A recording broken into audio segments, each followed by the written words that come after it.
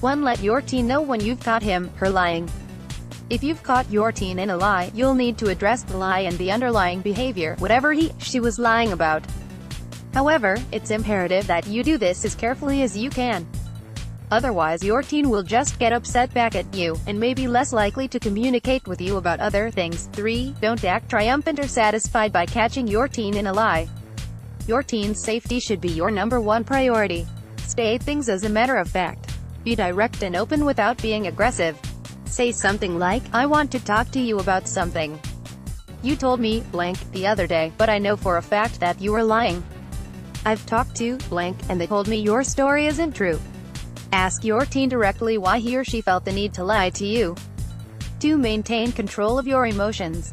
It's incredibly important that you don't lose your temper while dealing with your teen's lies. The situation is already difficult, and getting angry or upset will only make the situation worse. 4. If you remain calm, your teen is more likely to continue carrying on a conversation with you. If you yell, though, your teen may just storm off. 5. It's okay if you're upset, but don't take your anger out on your teenager. 6. That will only make a bad situation worse. Calm down before talking to your teenager when you've found out she has lied to you. Take deep breaths, try counting to 10, go for a walk, or make a cup of tea or coffee before you sit down to talk with your teen. Say something like, "Go wait in your room. I'll be up shortly, and we're going to talk about what happened." Try to remain calm when you do talk. Your teen is likely to get upset, so you'll need to be the steady, rational one in this conversation. 3. Convey your disapproval. Start out by letting your teen know that her lies have hurt you and weakened your trust. This doesn't mean trying to guilt your teen, but you should let your teen know that her lies affect you and have a negative impact on your parent-child relationship. 7. Don't call your teen a liar or label your teen as untrustworthy. You should let your teen know that lying weakens your ability to trust him, her, though. Use your moment of disapproval as an opportunity to teach your teen a lesson. Try to focus on the risky behavior your teen is engaging in rather than the lie. 8. Talk about what happened and why your teen made the decisions that were made. Try to get at the reasons behind the lie so that you can better understand your teen's behavior. Ask what your teen can do differently next time, both to avoid the situation that was lied about and to avoid lying to you. 4. Encourage more open communication in the future. The best way to prevent future lies is by making your teen feel that you are approachable.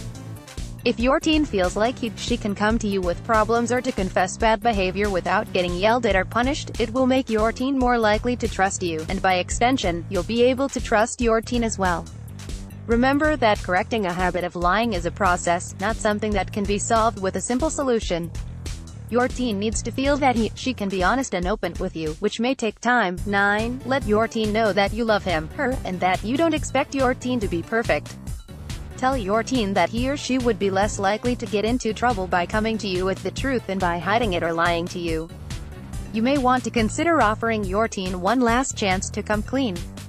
Tell your teen that, if he or she is willing to be honest about the situation at hand, you'll forgive him, her this time and hold off on punishment. 10. Make it clear that there will be strict punishment for lying next time.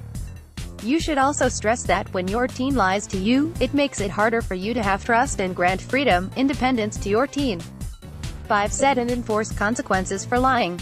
If your teen continues to engage in bad behavior and lie about it, he or she obviously hasn't learned a lesson yet. If this happens, you may need to start enforcing the rules and punishing your teen when you find out about lies in the future. 11. Tell your teen what will happen if you catch a lie in the future: grounded, loss of privileges, additional chores, no allowance, etc., and enforce that consequence if it happens again. Never resort to acts of violence as punishment. Physically abusing your teen is illegal and immoral, and it will destroy any chance for a healthy relationship. Most teens want more freedom, and many lie to get that freedom. By restricting your teen's access to freedom, you will ideally be teaching your teen that the only way to get that independence is through honesty and good behavior. 6. Deal with compulsive lying. Most compulsive liars get something out of lying. Often this type of behavior is motivated by issues involving